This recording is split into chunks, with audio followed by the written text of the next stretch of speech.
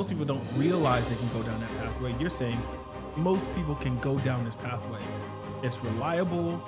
It's, if you look across the board, many of the people who get into like large forms of wealth, as we generational wealth, have done it through real estate. Again, back to my point. You only really learn if you care. There are plenty of people with master's degrees, PhDs, whose credit is beep. What do you want? Man, I want to retire my mom and she took care of me. I want to take care of her. Great. Here's the best way to do that. And you get to keep your million. This is what I want to teach people about buying real estate. That's how I feel when I close a deal. I'm like, damn, it was that easy. That's all you got to do. You're saying that we have something. We can help people build wealth. We have the knowledge to do that.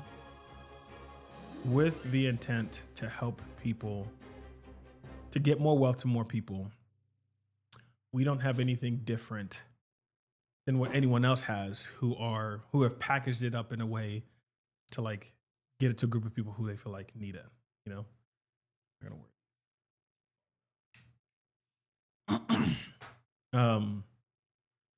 And so my thought is instead of trying to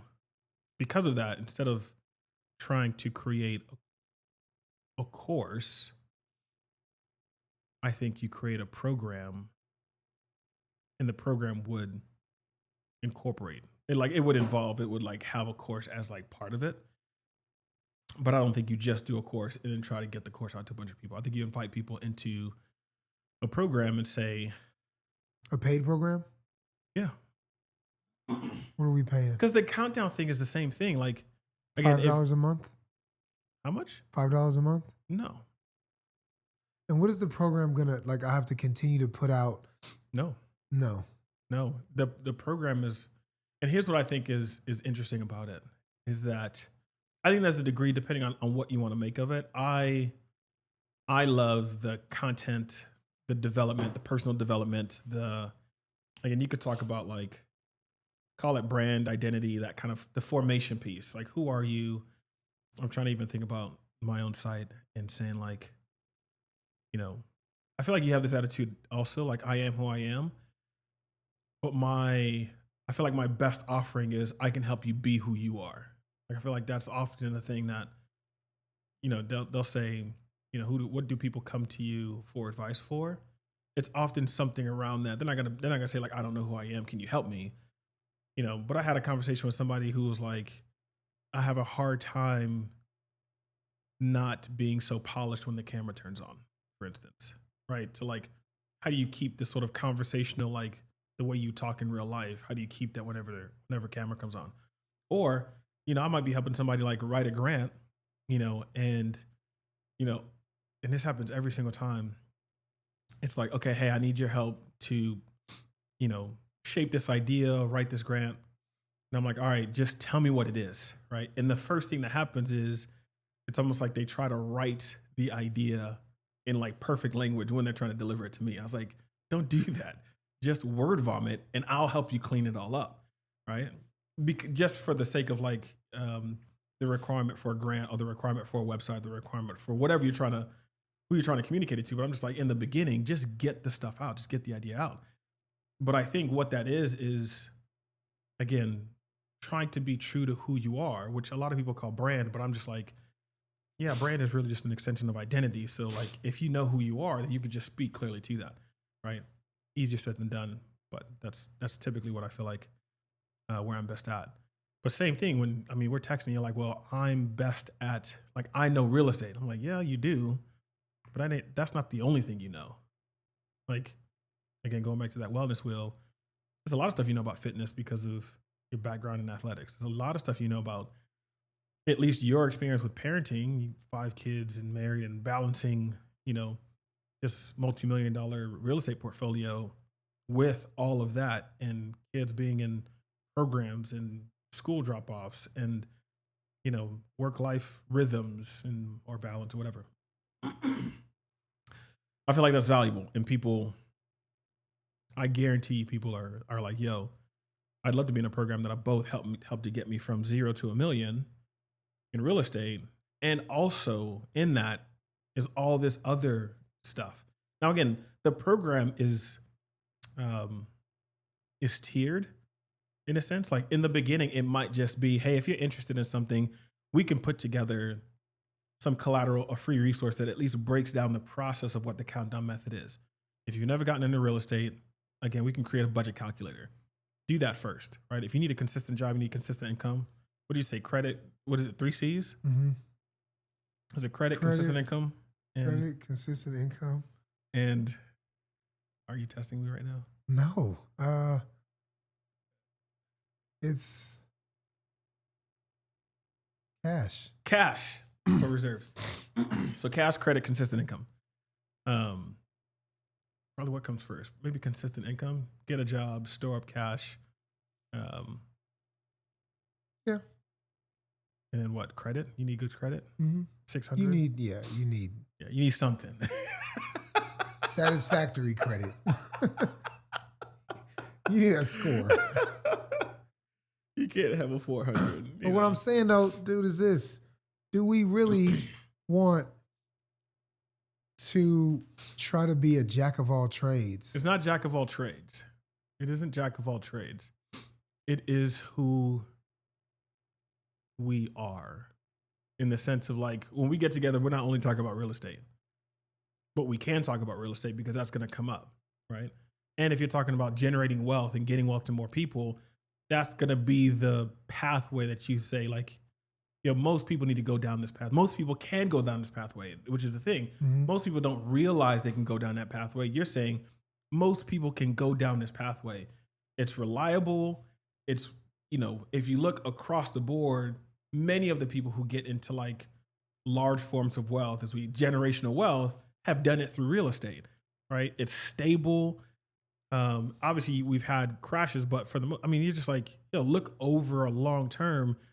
Real estate like pays you, pseudo passively. Like you got to be active to some degree, but it's a reliable form of income. Net worth's there. There's a lot of benefits. There's a lot of tax breaks. There's a lot that comes with investing in real estate, but then there's a lot of personal stuff there's a lot of personal development in that too, And so like if somebody comes to you and says, I want to learn this program. One, you can show them the process. You're like, okay, here's what you do first, right?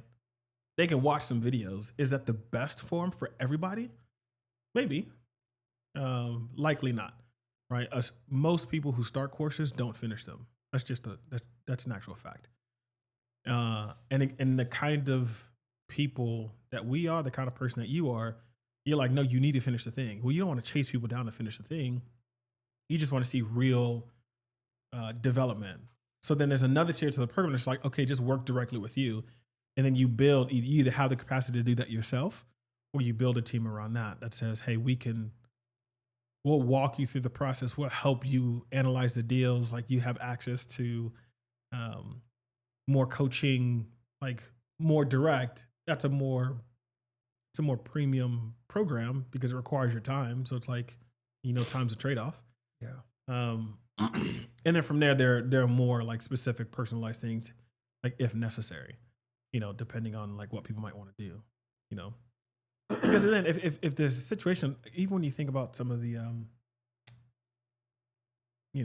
the raising pieces, like raising capital, like for the alternative investment piece of it, that's a much bigger thing that, somebody who's going through the countdown program is not going to get into is not necessarily always going to be the person who's saying, hey, I want to get in on the deal. They can, but when you think about like, what's the minimum investment that you typically want? That number is much, much higher than what most people probably have ready right now. But some people will. You see what I'm saying? And that's how it's tiered, because there's something that is for people at different levels. It's like, hey, if you're just getting exposed to this and you just want to see the calculator, just join an email list and we can send that to you, right? If you want to go further, then again, especially when you could grow you're just like, okay, let's just keep making content and talking about the process of what the countdown method entails, right? Throughout the time, like we can make the course and enough people like go in the comments and say like, yo, I want to see that course. Like I would take that course, I would pay for that course, et cetera. Then it's like, okay, let's build out the course with exactly whatever modules. Let's just figure out what people actually want, build out the course, and then offer that course to the people who want it. There are going to be people in that course who say, man, I understand, but I feel like I need a little bit more hand holding, right? That's the part that I think is more realistic. Is saying the course comes and it opens your mind to the other aspects of your life that this course implementation will take you to focus on. Right.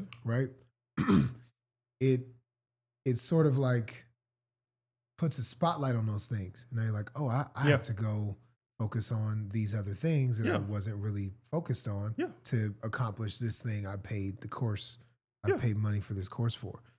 Then you start to get that conversation of, I want to do this, but I need this to do this. So help me with this versus that's what I'm saying. We do all this stuff. Just come to us and we'll change your life and send you to heaven. Yeah. What I'm saying is that all of that doesn't come, all of that doesn't come all at once.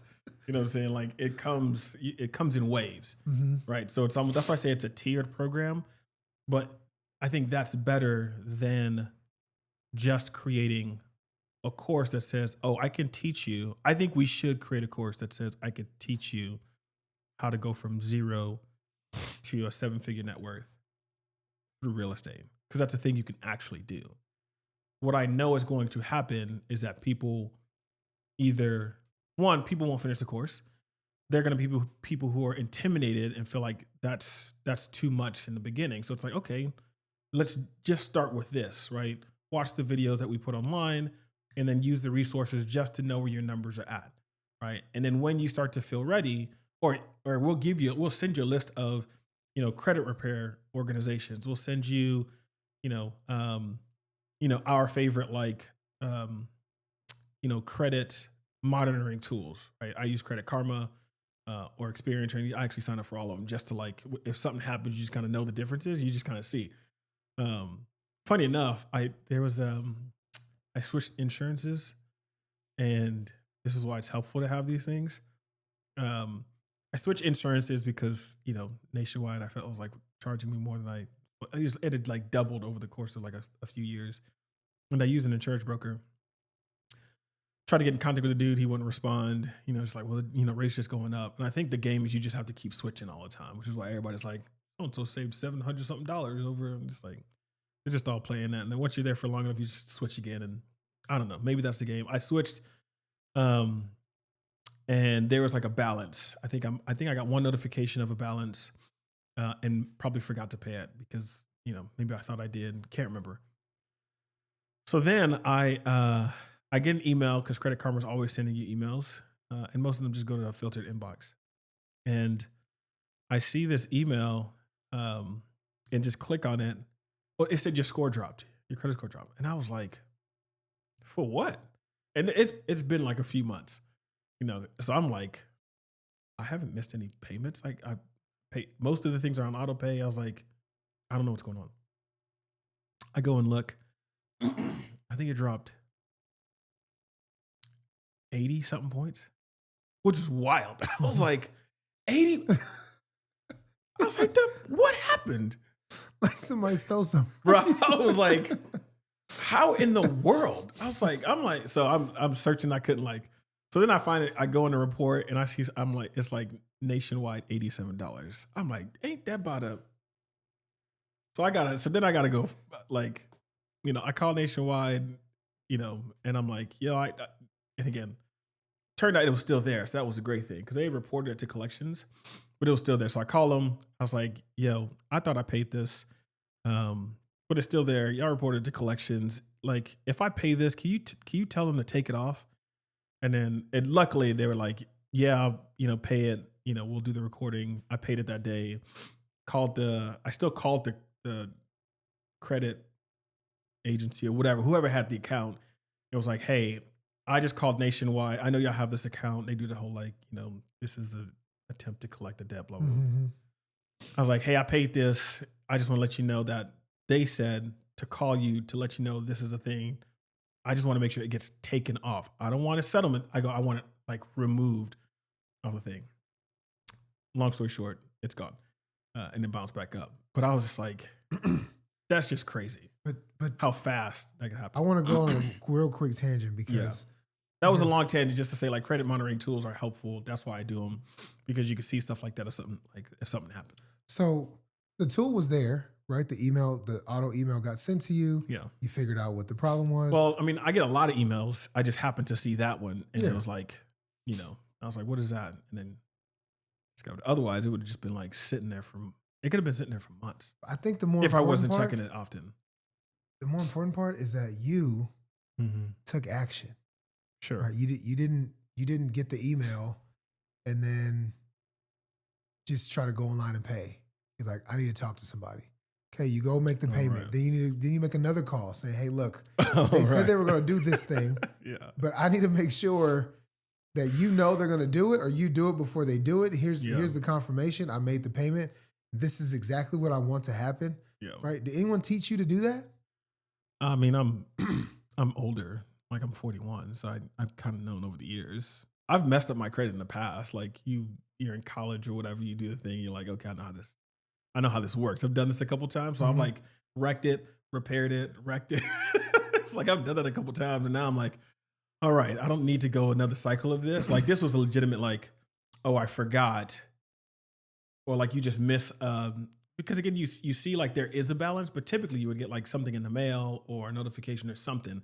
I don't remember seeing anything. And so when I called up, I was like, I didn't get an email, whatever. I'm like, whatever. It's $87. Like, can I just make the payment and this thing get removed? And so that's how I knew how to do that. Just more like, again, I've sort of been around the block, a couple times. So you made a statement. You said, I'm 41 years old. That doesn't mean anything to credit. This is my thesis right here. You only care because you own things. You only care because you're responsible of things. That's fair. Right? I was going to pose that as a question, but it was rhetorical. I think I already know the answer. Like there are plenty of 40, 50, 60-year-old people who have never had credit, don't give a damn about their credit. Yeah. Okay? And charge up things and don't pay and have all types of stuff. I mean, I am running background applications for renters all the time. Yeah. So I see credit reports on a daily basis. Okay. You're like, what the bejeez? What? And age does not affect the score, my guy. I was saying that more in the sense of like, I've been around the block. Like, if I were like 26, and part of it, I think I can't say, some of this is education. Like growing up, I didn't come from any context. I just don't remember a conversation ever around, most people who come from the neighborhoods we come from don't have conversations around like this financial literacy thing. So even understanding what credit is just like, yo, you get money, you put a little bit away, you spend some, you save some. Like it's sort of, I don't want to say flippant, but unintentional. Yeah, it's just you don't have a sense of like, hey, what does money? What is money? What is it for? What does it give you capacity to do? What place does it play? Like what role does it play in your life, society, relationships? Because it does play a role. Like it's everywhere and it's all around you, but how do you put it in its proper place? That's that's a high level conversation. I think you can have it with children, but it's a high level conversation I never had. Then you go to college, you understand like, okay, student loans and not student loans. And first there's like a fear just of like, I just don't want to do this. Then you realize, okay, maybe it's not that bad. Then it's like, oh, I didn't really understand what this was. So I think it was a lot of that. And maybe I've just been naturally curious my life. I used to be called Curious George when I was young. So I think always trying to figure out how things work and what you can do is probably what led me to kind of get educated around like, again, the first time like I defaulted on credit cards when I was in college and understanding what that meant when you're getting calls and what this is. And I'm a senior in college. I'm like, what do you do with all this? And then you start to understand like, oh, there's a whole industry around a lot of the stuff. And then you just kind of learn over time. Again, back to my point. You only really learn if you care. There are plenty of people with master's degrees, PhDs, whose credit is beep. I promise you. And it doesn't matter how much money you have. You just not true. Because some of it's off principle. Like I know people who will buy a car and say, I didn't like the car. I tried to give it back.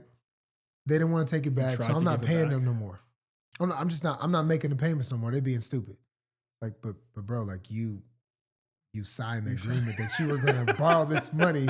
You kind of owe it back to them. They can have their car back. I don't want to, but the car's not worth what you pay. What your loan amount is. It doesn't really work. Like, well, that's their problem. That's their problem, right? People just walk away from obligations. So, how do you transition someone's mind to say, I now care about my financial reputation? I don't think, I probably wouldn't frame it in terms of financial reputation. Isn't that what credit is? That's what credit is. But I think, I keep bringing up this guy, John Hope Bryant. I don't think financial reputation, I don't think reputation is what people care about in that regard. I think what they care about is like capacity. Lendability. It's not lendability. I think it's like performance. It's like, what can I do? And for some people it's like, what can I get? So it's almost, you meet people where they're at in regards to like, if you want this, there's a way to get it. Ryan Leslie does this. You may not know who Ryan Leslie is. He was an artist. Now he's like in the tech space, all sorts of things. But he used to talk about athletes, and he was on the Drink Champs podcast with Nori. You remember Nori, the rapper? So he's got a podcast called Drink Champs. Ryan Leslie was on there, and he was talking about like financial vehicles. And he was saying like, there's a way cats come into money and they feel like, and the mistake that they make is they want to put everybody on payroll, right? So it's like, mom, like I want to retire my mom, so I got, call it $1 million, and they want to pay their mom $10,000 a month, let's say.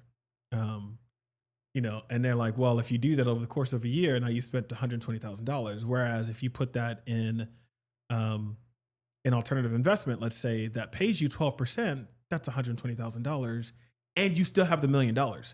Versus if you just give her $10,000 a month, she don't have to work anymore, right? She's retired. That covers all her basic needs and more.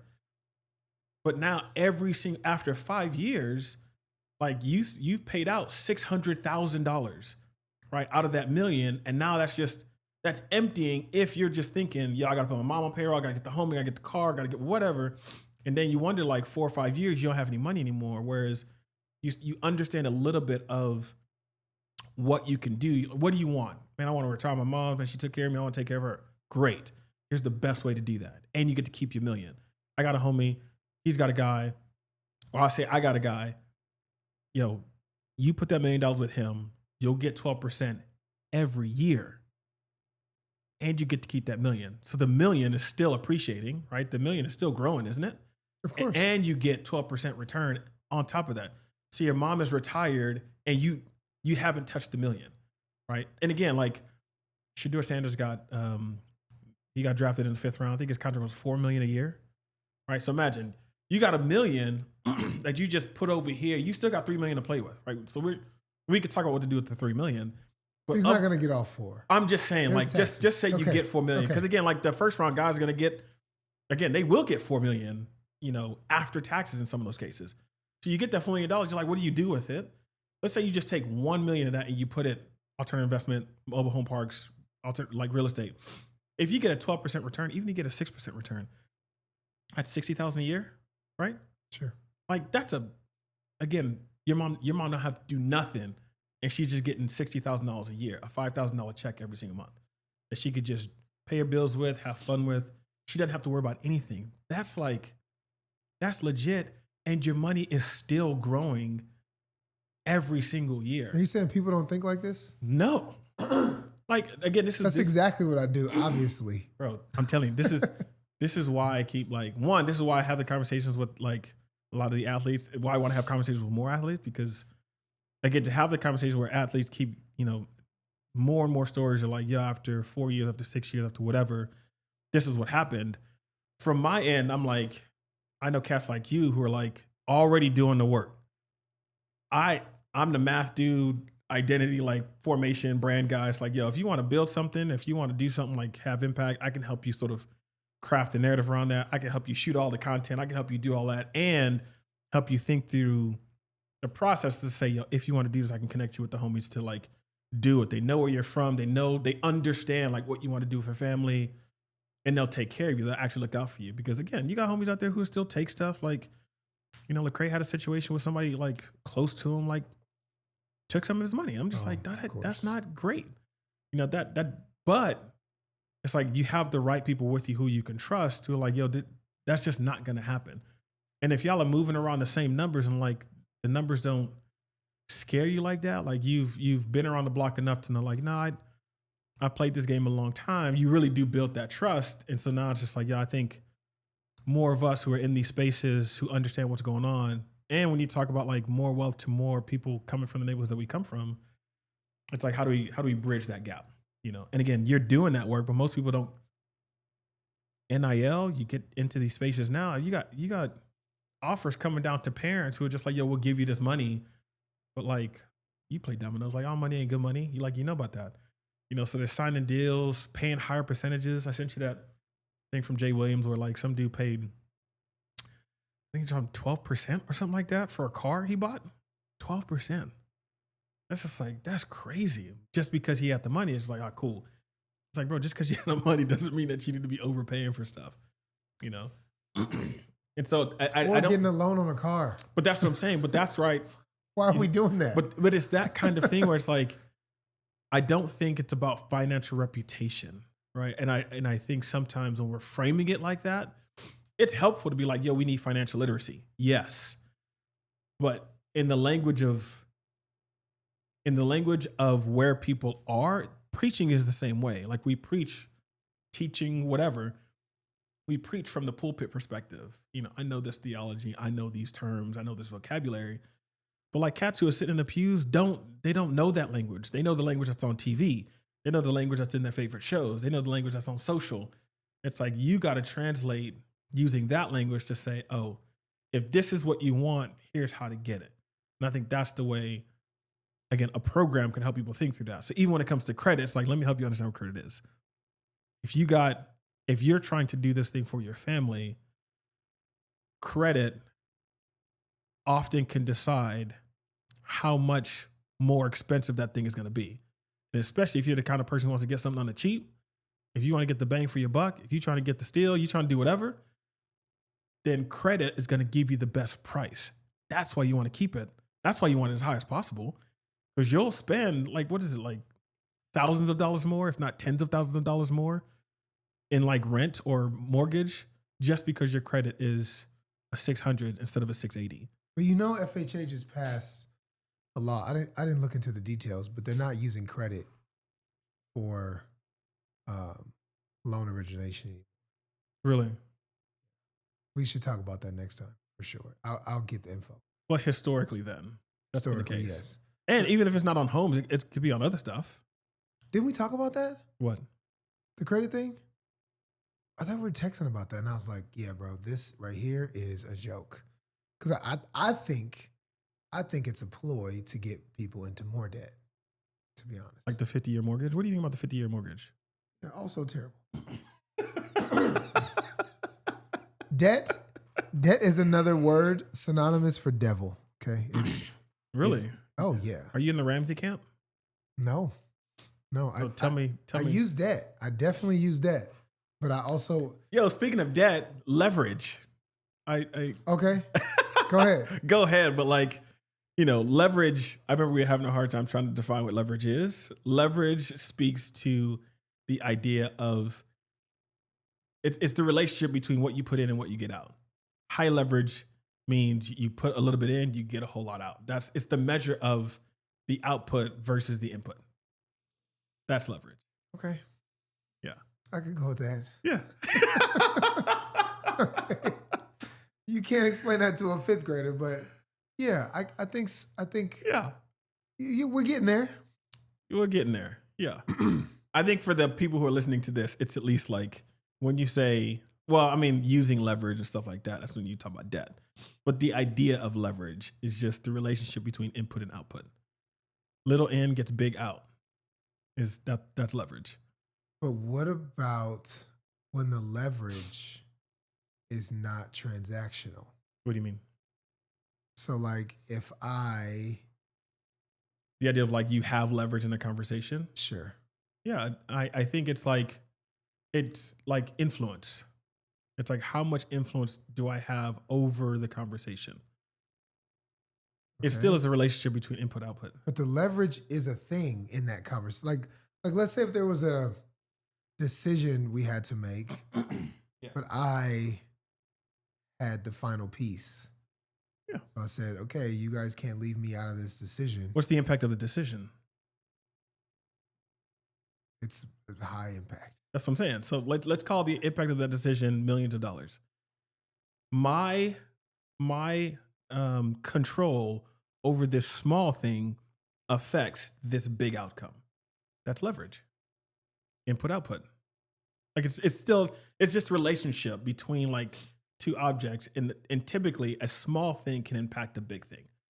You know, that's when you're using leverage. When people are talking about levers, it's like, oh, a small input can lead to a big outcome. People use leverage. I put in a little bit of money to get more money so that I can purchase a big piece of property, right? $35,000 can get me a $500,000 loan, you know, so that I can buy a house, appreciate it. If that house is $800,000 now, $35,000 got me $800,000 over a course of some number of years. Like, it's a fair thing of leverage. Definitely is. Yeah. It definitely is. Much, much better than what we did stumbling on last time. It was terrible. It was terrible. And I'm glad you went back to the drawing board on that one. I was like, oh, we got to do better than that. I was like, this was terrible. I was like, that's not helping anybody. So I got a question. Well, you said you were talking about debt. We can get to the question. Was I? Well, you said I use debt. Oh, I use debt. And I said, like, are you in the Ramsey camp? You said no. No, but I do believe that debt is the devil. Tell me why. Because the lender's like the predator, okay, and the borrower is the prey. And that's fair. And so, what does the lender do? What is the prey? What is the You're saying like debt is a trap? Do? Yeah, the predator is going to lure you to somewhere and then take advantage of you, or sneak up on you to take advantage of you. Yeah. To mislead you, right? To take advantage of you. And I don't think all lenders are like that, but I think the idea of someone loaning you money and then, or someone borrowing money, and the consequence is them losing everything if they don't pay the money or whatever, right? And I think, yes, there's a consequence, but I understand that the whole point of the lender is to make money, right? Yeah. So when the lender wants to make money, how do they make the most money? By you defaulting and them taking whatever they lent you money for. So there's always Is that how they make the most money? Absolutely. I mean, is do the math. Well, I guess yes. Well, again, I think historically, yes. Yes. Like, put a lien on a house. I heard this thing about tax liens, you know, and you can buy a tax lien if someone doesn't pay for it within a certain time period. You can make claim to the property itself, and that property is worth something. You know, so it's a way you could flip, like really low. It's high risk, but again, you buy the tax lien, so you buy the debt. You buy the debt from the county, right? And then you try to collect on that debt you bought from the county. And if you don't collect on that debt, then you can take possession or foreclose on the house for the money that they owe you. Right, which could be a small amount, a very small amount. Yeah, could be, and then equate to like, a pretty big gain. Leverage. Right. Yeah. And so in that sense, I go, but that's not debt. I mean, that's a little bit different. But I mean, different.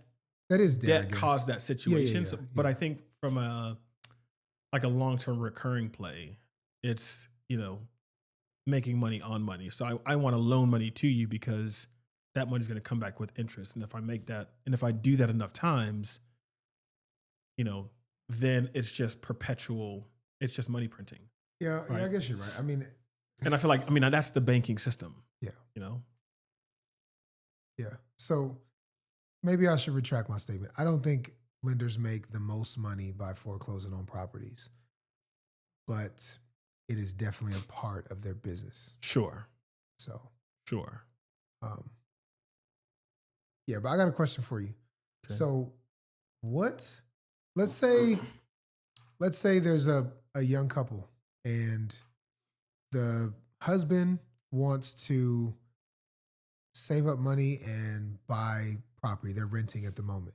Okay. And the wife does not. She's afraid. She's had some bad stuff happen to somebody she knows. She feels much more comfortable not having the burden and responsibility of a house.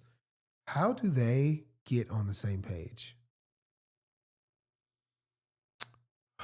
Um, the husband wants to buy a house. The wife wants to rent. Mm-hmm. Is that essentially it? Yep. Out of fear. If it's out of fear, are you asking for a friend? We got to call her on line 3. This is our Ramsey moment. Joe, you still there?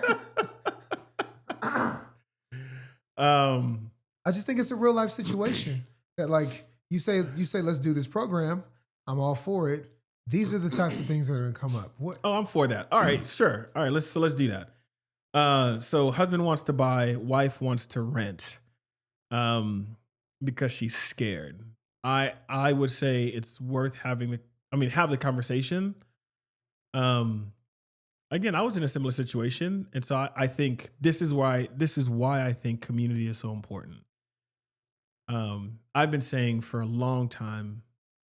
Well, I was single at the time, but I was always like, brothers need brothers and sisters need sisters, because at every sort of like at every turn, you're always going to need, like, it's not just bouncing ideas off of. You need safe places to process things through.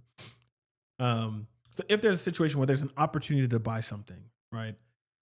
And the husband wants to buy because it looks like a good opportunity. If he's got a group of friends who are experienced in that opportunity, like buying a house. If all his homies got houses, it's like, yo, what was the home buying experience like? What did you do? Should I buy? And again, even expressing some of those fears, like, my wife is concerned for these reasons or this time frame or whatever.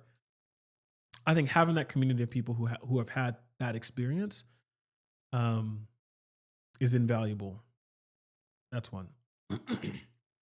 I think too, again, we talked about this last time. There's the conversation around what's like, should you rent or buy, right? And so, if in a season like this where people are like, man, it just isn't great because interest rates are high, whatever it is, that would add to the fear of probably the wife being like, hey, not only have things happen, so I've got a little PTSD around home buying, or maybe a house got foreclosed in the past, or maybe like, there are always issues with it, whatever it is.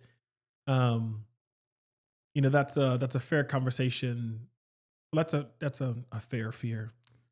It's a reasonable fear when the general conversation, or the popular conversation, is like, yo, now is not a good time to buy because interest rates are crazy. So what'd you do? One, I think having the conversations with, again, in my situation, during the pandemic, we got an opportunity to buy. Again, because of the conversation we were already having around making the course, it was like all those conversations made sense to me. Plus all the other stuff I knew about, like real estate, like in the idea, we were playing cash flow at the time. So even just understanding like the value of what owning property is, all that played into like, oh, I think there's more opportunity here than, and in our situation, we went and looked at another place that was downtown. It was going to be more like like the rent was going to be more than what we were paying with where we're at. Rents were only going up. And again, I think it's just maybe now that rents are starting to decrease a little bit, right? So we're talking 4 years that we would have been paying like, and again, rents are increasing. Like there's no guarantee that landlord wouldn't have taken our rent from what would have been somewhere around $1,700 at the time. We could probably be paying $2,000 in rent, right? Probably more. And be forced to move because if they go, man, I'm just going to get a great price on this property we're going to sell, then like we would have had new babies, and we had twins in 2021. That's the year we bought our house in April 2021. We had the twins in October. Like imagine like we're in, twins are born in October. Let's say we rent, we're in this house, and then a year later, the twins are twins, our first children, and they're like, yo, you got to move. So, could you imagine? That'd be crazy. Versus like but what did you do? You said you talked to people, and then the money was a big factor because the rent versus what your mortgage was going to be, that helped kind of make the decision as well. But how'd you get her comfortable? Or was there no need to do that? She was already on board. I mean, in my specific situation, we had a conversation, and I think I just built the case for why it was better. One, not to have to move. It would have been easier, but the other place wasn't as nice, in my opinion. Like the kitchen had like older appliances, stuff like that. It had more bedrooms and more bathrooms. It was a 4-2. Ours is a 3-1. But I like the idea of like owning it. The fact that it would appreciate. I knew the timing was crazy. Like I knew what was happening like in the market. I knew interest rates were like in the floor. I knew it was the best time to buy at that time. Like I was like, if it's gonna work, we're gonna have to make it work. And so I just sort of built the case of like, no, I think this is the best thing for us. If we can make it work, I think we should make this work. And so we moved that way. And I mean, I still had to like get a few financial things in order. Like I had to pay off some debt. I had to, I think debt to equity wise, I was fine, but I think there were some lingering things that were just kind of floating out there somewhere that I didn't know about. And so I just had to take care of you. It's just when you talk about cash, it's like consistent income, cash, and credit. But oftentimes when you get to either, closing or somewhere along the process, like you pull credit reports, it's like, hey, there's this thing here. Like, let's take care of that so that like it's just cleaner. There's stuff like that happened that I was like, oh, okay, let me just take care of that, and we took care of it. So we did that, closed, and again, like we were lucky too because there was a tenant in the back house who wanted to stay, and we have a great relationship with them. That's how it worked out for us. So I thought you were putting me on the spot. I was like, you just gonna put your business? Yeah. Although in my situation, I don't think there was necessarily fear. It was more like convenience, So another situation, if it is fear, I could see why. The community that we're building will have these types of conversations. And I think those are fair conversations. But that's what I'm saying. Fair, necessary.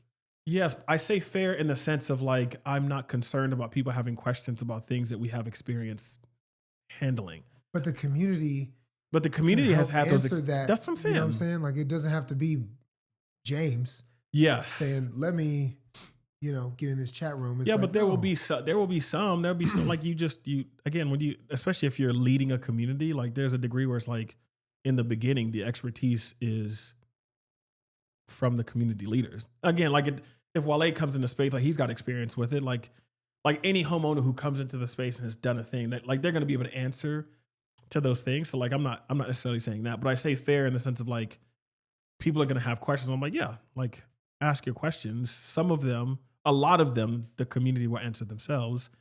A number of them will answer. But again, we can, we keep recording like this. I think we just answer them here. It's like, okay, a question came in. Somebody said this. How would you handle that? And we just have an hour conversation about that.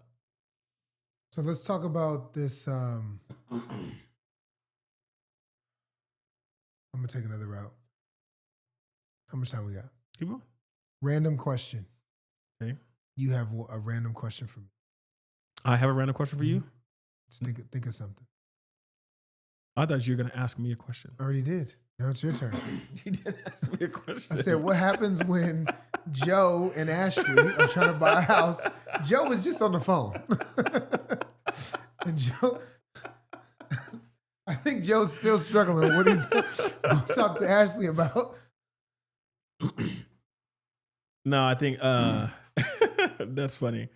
I think I guess if we're thinking about what people would be going, the questions people might ask in a community like this, is probably going from 1 to 2, managing the process of, so you bought your first home. And this is probably, how about we just process through like kind of what, since you put, so tried to frame my life in that question. We own one, which is kind of a 2, right? Us, someone else. We've outgrown it to where we need to consider getting something else. I got a buddy, shout out to Landon Moore, who's bought it. Y'all should meet, matter of fact. I should connect y'all I'd somehow. love to. But I think y'all connect. Is he here? Yeah, he's local. He's at Lifetime, so you probably should do a guest pass. Go up to Lifetime. If you can. He's a trainer there? He's not a trainer. He's there 4:00 every morning. Oh, okay. So it's like that crew, right? Yeah. So we've connected over the years. He does a bunch of real estate stuff. He makes content, all of that. But he's like, I was even talking to him about this morning. He's like, man, don't buy a house in the sort of like, he call it Gen Pop way of doing it. Like, so he's thinking like creative financing, seller finance, that kind of thing. And I'm interested in your thoughts on that kind of thing. So going from 1 to 2, interest rates are so different now, right? Ish, right? I know rates are falling, but they're still much higher than they were 4 years ago. Yeah.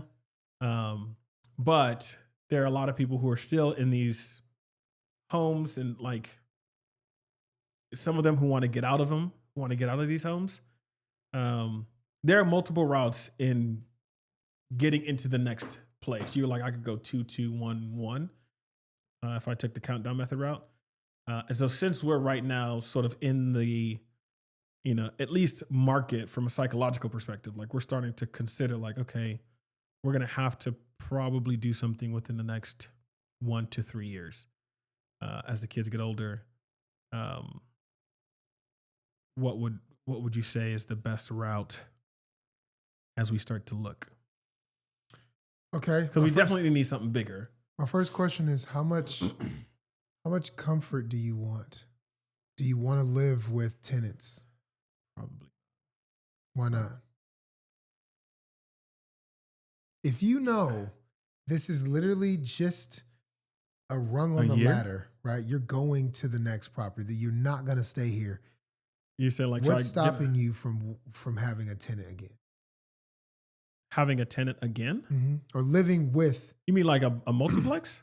Yeah, like right now you have a tenant. Sure. Okay, so I said, do you Oh. Yes. No, I don't mind that. Sorry. Mind I don't know why I didn't okay. I think I was thinking like a smaller unit because it's a fourplex, so like each of the units is like 1,200 square feet or something like that. I was like, man, 3 kids, I don't know if I could do that. Like, I don't know. Why is he asking me that? Super downsize. We need to go up. I'm like, no, we need like 2,000 square feet at least, probably. Okay. But you don't mind having no tenants on property? No. Okay. As long as, I mean, again, the great thing about what we have now is like you have separate entries. Like you don't have to like, again, it's like go through the, but it's just, just like it's like having a good neighbor is what it feels like. I get out of my car, she pulls up, gets out of her car. It's like, hey, what's going on? How are things? This and that. I fixed that toilet situation. That's such a funny. I think you told me it was super easy, and I don't know why I did not YouTube that thing sooner. Oh yeah. But I was like intimidated by it and I'm thinking like it's this big complicated thing, and something in my person. This is the issue with fear. Nothing in my person went, bro, just YouTube it and just see. When I finally because is his name Pedro? Yeah. He came and fixed the sink and whatever in the main house. And I thought you were gonna come and help me figure out the issue with the toilet handle. But then I'm just procrastinating, thinking like, man, I don't know, like I don't want to mess it up. And I YouTube that thing and found out how easy it was. I was like, what is wrong with me? I was like, this is the easiest thing. I was like, you know how much people pay for like toilet handle repair? And this is what I want to teach people about buying real estate. That's how I feel when I close a deal. I'm like, damn, it was that easy. That's all you got to do. Right. But it's like, it just feels like this mountain you got to climb. Right. And then once you get to the top of like, not even a mountain, like a curb. Right. Just like, what was like, what was I tripping on? Oh my gosh. Yeah, that's my goal in life to like humanize what we feel are giants and they're really not, right? Yeah, yeah. When it comes to real I've always estate. felt like a teacher coach, and it's always just like once I figure out how a thing is, I'm like, oh, this is really simple. This is really all you have to do. Or this is really all it is. Whether I've done it all or not, I just go, oh, this is really how it works. You know, once you find it, you're like, oh, it actually doesn't take that much. It's just a little bit of time. So to answer your question, I would love to see. There's like triplexes or 3 units on one property where there may be like a main house and then 2 side units or rear units or something like that. I think that I would probably look at that first for you. Go from 2 to 3? Yeah. I thought you couldn't go up. You can. No, there's no rule on any of it. It's just the thought process behind going up makes it seem like you're using the loan for investment purposes, and that is not allowed. So you have to do it in such a way to where it makes sense with the path and progress of your life, right? Okay. So for you move into a bigger house. There's 2 units in the back is irrelevant. You need a bigger house because your family is growing. Yeah. Right. There could be 3 units back there. You still need a bigger house. Gotcha. You literally cannot stay where you're at. You know, that's an interesting idea. It's almost just like you could go look for, and again, I guess there's the question of where in town. They're all over. Well, no, that's true. But again, like, yeah, I guess I would have to look because especially when you think price range, then you start to go like, oh, I see where this could. It's almost like blowing up an idea, and it's like, okay, I have an idea to do this. It's like, yeah, you could do that, or you put a little bit more in there and do this. Like you could do this, get you a nice house, fits everybody. But if you really thought about it more long term, you maybe save a little bit more, do this, and now you set yourself up for something like, you leave there, you got 5 units now. That's what I'm saying. Right. And that's the goal. And the other piece is like finding the tenant who will, because again, I was talking to somebody about like owning 2 properties. I mean, you start to like have to mess with you got to start looking at spreadsheets because like you got more numbers to deal with. You know, most people, and this might be where some of the concern or trepidation or call it fear for some people when it comes to real estate, the idea of real estate investing, or even going to 0 to 7 figures. I think some people like the idea of being a millionaire, but don't realize like, I mean, it still comes with a degree of management. Like somebody got to look at those numbers, and those bills do have to get paid. But there are people for that though.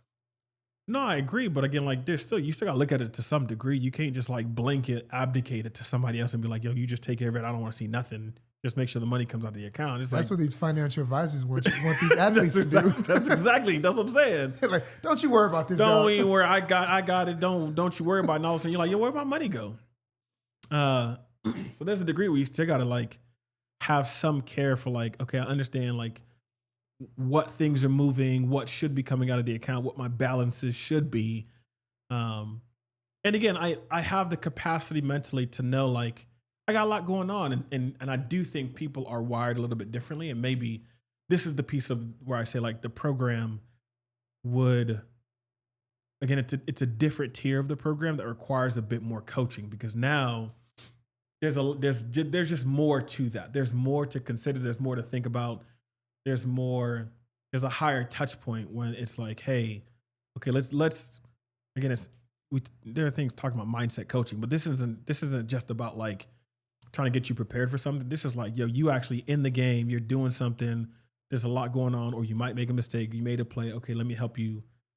Let's help you navigate that decision. It's like, okay, the mistake's already made. There's no, you could be mad for a little bit, but like anger or frustration or whatever isn't going to help you get back on track to some degree. It's just like, okay, you're just going to have to be focused, you know, either you need to cut here or make some decisions here. But like, if what you want is still, again, long-term wealth, generational wealth, this kind of flexibility, you know, whatever kind of lifestyle, like you can still make these decisions, even though maybe, you know, you might have like dropped the ball somewhere. Or, and again, even if it isn't that, it's just like, all right, I made this purchase, and, you know, and it's more in a sense of like, okay, let's recalibrate. Let's make sure we stay focused. Let's, you know, maybe it's just an accountability piece.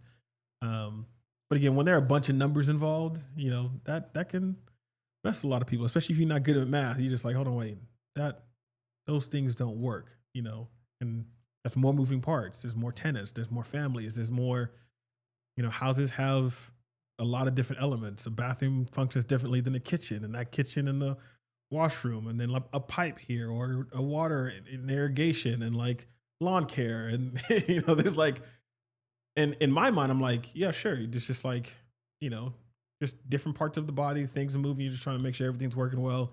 And in most cases, it's fine. But if something does happen, like, you know, how quickly can you like react or respond to that? So two things. And I think people might need coaching in that. Yeah. So I think the way that we could shed some light on that is, number one, excuse me, when we talk next time or whenever we talk, we should definitely talk about how to look at your house as an investment versus where you live. Because that is going to touch on everything you just said. And then it also gives you. Yeah, that's fair. But I mean, there's conversation even around that where some people are saying, I just had to interrupt you. I'm sorry. Because, you know, we have a little bit of time. Oh, crap. No, we don't. I didn't realize it was 5:30. I thought we had more time than that. You got to go? I do. I do have to go. The last thing. Okay. Go ahead with the last thing. I'm going to find 3 different properties that fit exactly what I said, and we're going to talk about them. We're going to analyze some deals? We're going to analyze some deals. Okay. Okay. All right. Because I think that's where the value's at. Let's do some analyzation. Okay. Dope. That's the pod.